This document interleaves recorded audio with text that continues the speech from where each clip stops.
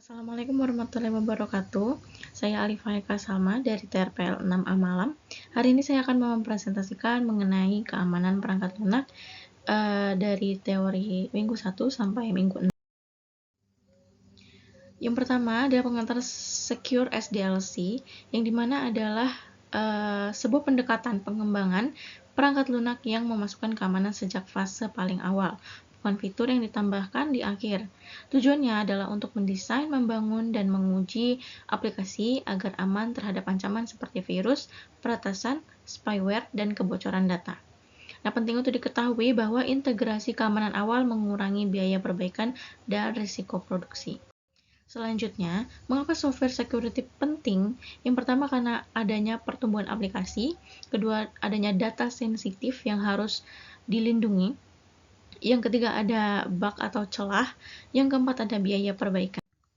Selanjutnya, manfaat Secure SDLC. Yang pertama, ada mengurangi attack surface. Kedua, pengurangan risiko. Ketiga, meningkatkan kualitas. Dan keempat, pengembangan terstruktur. Untuk minggu kedua, itu membahas mengenai security requirement, di mana security requirement ini mendeskripsikan kebutuhan keamanan sistem meliputi aspek fungsional dan non-fungsional. Lalu di sistem ini, di tahapan ini juga merancang keamanan sejak tahap requirement, memastikan semua kontrol yang konsisten sepanjang SDLC.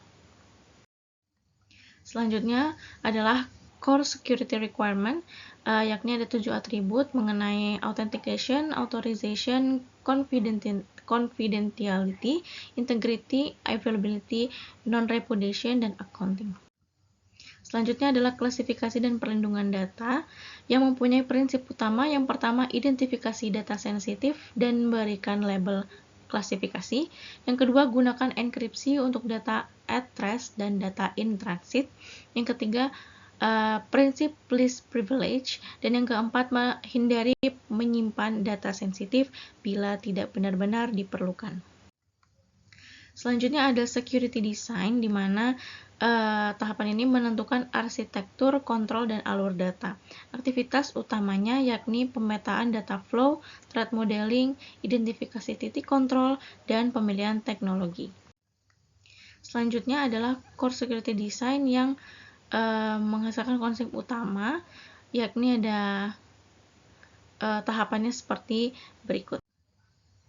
Shift left security yakni menerapkan keamanan lebih awal. Jadi kita perlu adanya deteksi dini, lalu ada preventif, di mana validasi input, parameterize queries, dan sanitasi data mencegah SQL injection. Lalu ada efisiensi biaya. Direkomendasikan untuk praktikum. Tambahkan tugas threat modeling, kode aman, dan pipeline otomatis untuk testing keamanan. Selanjutnya ada threat modeling, di mana ini merupakan suatu praktik sistematis untuk mengidentifikasi dan memahami ancaman terhadap sistem sebelum implementasi. Dengan memodelkan ancaman lebih awal, tim dapat merencanakan mitigasi yang tepat dan mengurangi biaya perbaikan, serta meningkatkan keamanan sepanjang siklus hidup pengembang. Tahapannya ada threat identification, threat impact, threat ranking, threat test case, mitigation planning, dan hypothesis testing. Untuk STRIDE atau kategori ancaman untuk analisis, yakni memberi kerangka kerja terstruktur untuk mengkategorikan ancaman teknis sehingga tim bisa menilai dan menanggulangi tiap faktor sistematis. Berikut adalah cara mengintegrasikan threat modeling dalam Secure SDLC.